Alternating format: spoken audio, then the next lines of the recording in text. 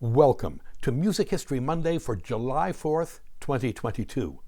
I'm Bob Greenberg, and the title for today's podcast is As American as Tarte aux Pommes, celebrating the 4th with some real American music, or Tampering with National Property. If you haven't already, please consider joining me on my subscription site at patreon.com/RobertGreenbergMusic, where I blog, vlog, podcast, pontificate, review, and bloviate 4 to 6 times a week.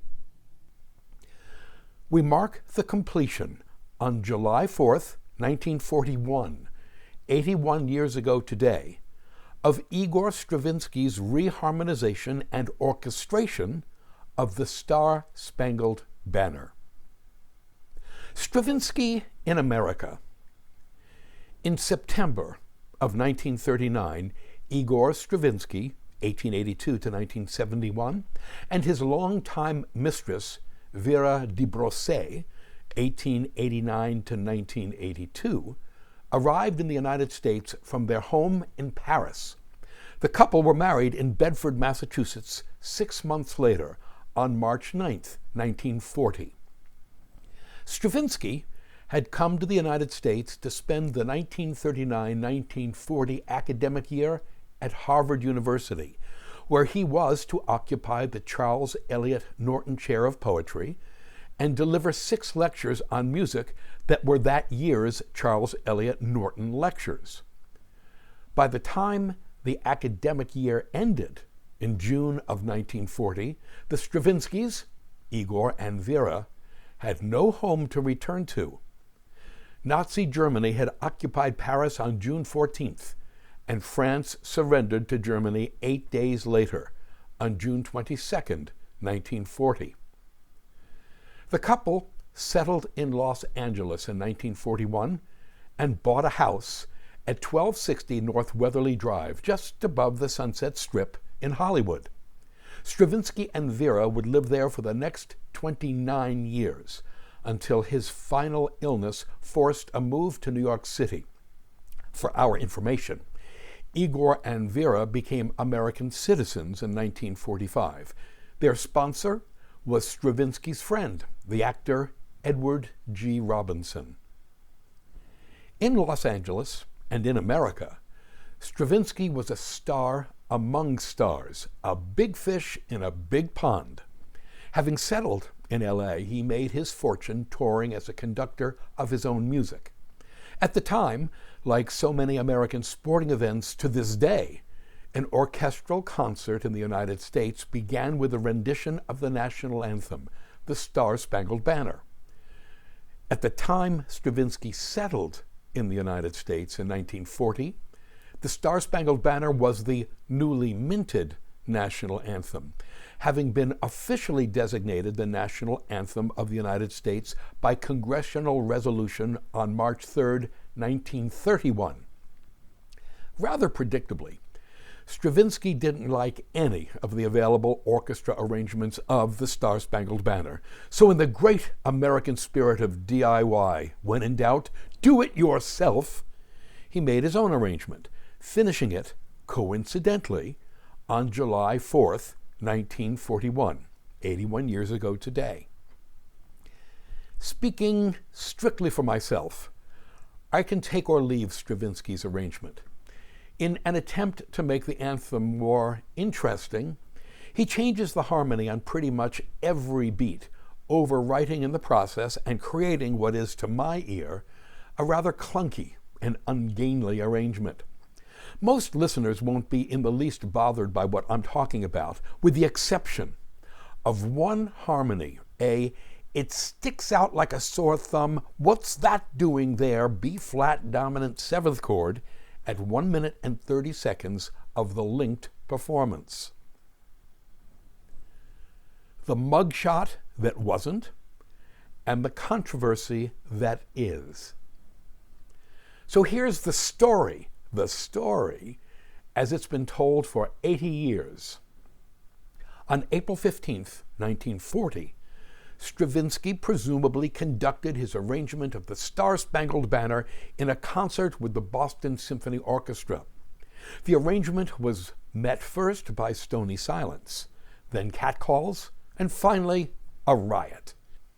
Enter the Boston Police Department, members of which were reputed to have dragged Stravinsky from the podium, placed him under arrest, and trundled him off to police headquarters where the mugshot attached to this podcast was taken. Great story, huh? Famous Russian expat modernist composer tossed in the slammer for messing with the anthem. Except that none of this actually happened. Stravinsky didn't complete his arrangement until July 4th, 1941, some 14 months after the purported mugshot was taken on April 15th, 1940. There was no concert on April 15th, 1940, and there is no mugshot. The photograph of Stravinsky bearing the date April 15th, 1940, and the designation Boston Police is an ID photo, an official government photo issued by the Boston Police for immigration purposes.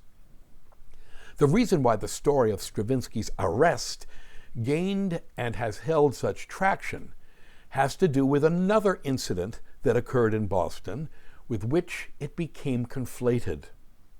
Stravinsky did indeed conduct his arrangement of the Star-Spangled Banner in Boston with the Boston Symphony Orchestra on January 13th, 1944.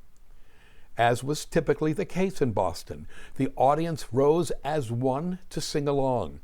But when they got to that B-flat dominant seventh chord at 1 minute and 30 seconds of the linked performance, they faltered. According to an account circulated by the Associated Press, quote, "But soon the odd, somewhat dissonant harmonies of the 61-year-old composer's arrangement became evident.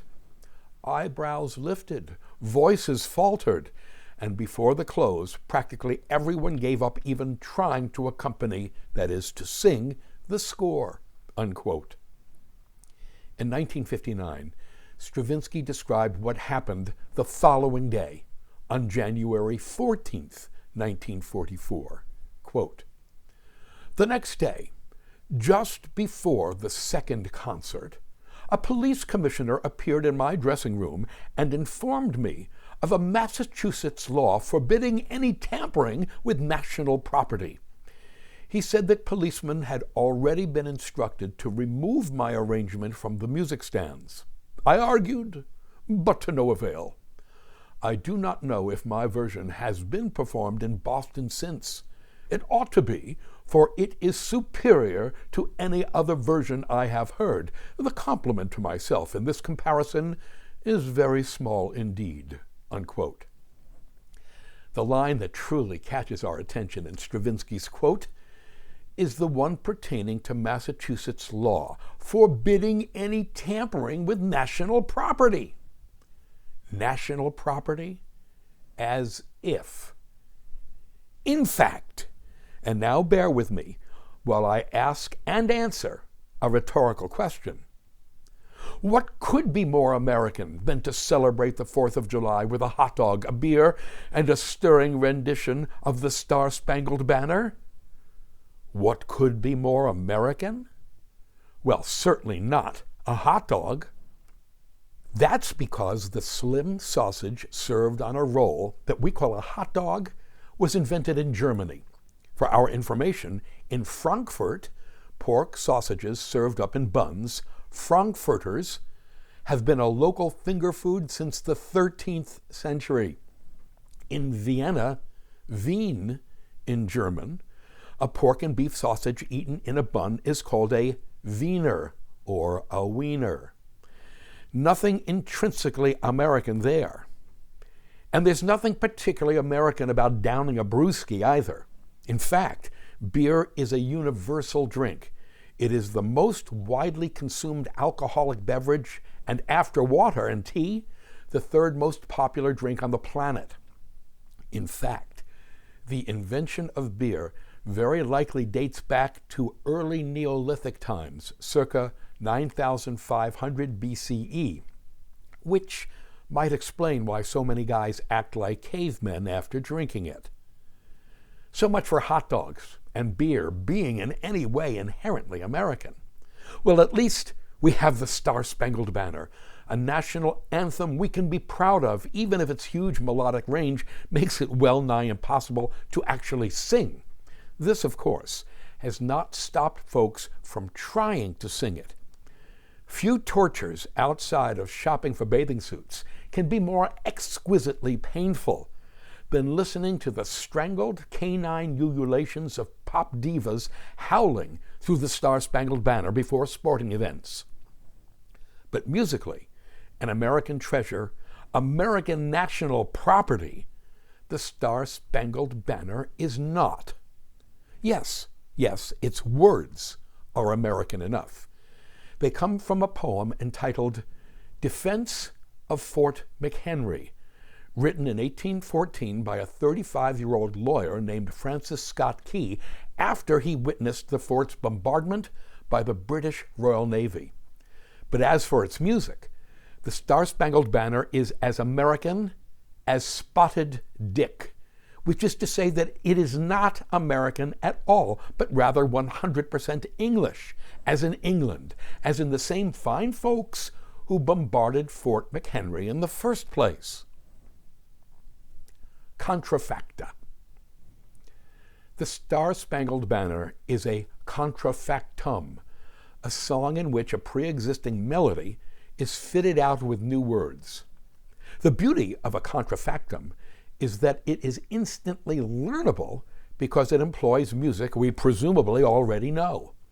And while contrafacta, the plural of contrafactum, were more common in a pre-electronic print-dominated age, we are still surrounded with them. Heck, Alan Sherman and Weird Al Yankovic made their careers creating and performing contrafacta.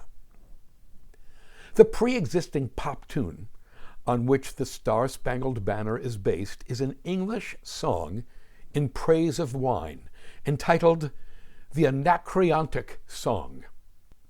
It is also known by its incipit, or first words, as To Anacreon in Heaven. The music was written by a teenager named John Stafford Smith in the mid-1760s as the official song of the Anacreontic Society, a London-based gentlemen's club for amateur musicians. The first verse, with words written by an amateur poet named Ralph Tomlinson, goes like this. Quote, To Anacreon in heaven, where he sat in full glee, a few sons of harmony sent a petition that he their inspirer and patron would be. When this answer arrived from the jolly old Grecian, voice, fiddle, and flute no longer be mute. I'll lend you my name and inspire you to boot, and besides I'll instruct you, like me, to entwine the myrtles of Venus with Bacchus's vine. And besides I'll instruct you, like me, to entwine the myrtle of Venus with Bacchus's vine. Unquote. Our suggestion to the poet Ralph Tomlinson: no more poetry. Just stop. A performance of the entire blessed song with all 6 verses and a chorus, which is not part of the Star-Spangled Banner, is linked. The popularity of the Anacreontic song quickly spread beyond the confines of the Anacreontic Society clubhouse. Various new lyrics were appended to it, including several patriotic versions in the brand new United States of America. The most popular of the pre-Francis Scott Key versions was one entitled Adams and Liberty, with words written by the Bostonian Robert Treat Paine Jr. in 1798. So much for the Star-Spangled Banner being inherently, intrinsically American, which should make us wonder why this not at all singable song was declared the official national anthem over its patriotic rivals, Columbia, the Gem of the Ocean, and My Country 'Tis of Thee, each of which had been considered a de facto national anthem for much of the 19th and early 20th centuries. The answer? is that both Columbia, the Gem of the Ocean, and My Country 'Tis of Thee are contrafacta as well. Contrafacta based not on drinking songs, but on important English patriotic anthems. Columbia, the Gem of the Ocean, its American words written in 1843 by David T. Shaw, is based on an English patriotic song entitled Britannia, the Pride of the Ocean. And as we all should know, My Country 'Tis of Thee, with its 13 verses of words written by Samuel Francis Smith in 1831, is based on the English national anthem itself, God Save the Queen or King, depending. Personally, I take comfort in the international origins of so very many so-called American traditions. We are reminded that ours is a melting pot culture, and that despite the attitude of the Boston police in 1944, diversity, inclusivity, and tolerance are, presumably, the nation's greatest strengths. So pass them dogs, load them up with kraut, which is German, and mustard, which was invented by the ancient Romans, get a side of fries, which are of French/Belgian origin, pop a Dos Equis from Monterrey, Mexico, and finish your meal off with some apple pie, which originated in either France, the Netherlands, or the Ottoman Empire. Take your pick. Finally, sing the Star-Spangled Banner and know that altogether, it doesn't get any more American than this. Thank you. To sample and download one or all of my many courses on subjects musical produced by the Great Courses/The Teaching Company, please visit my website at robertgreenbergmusic.com.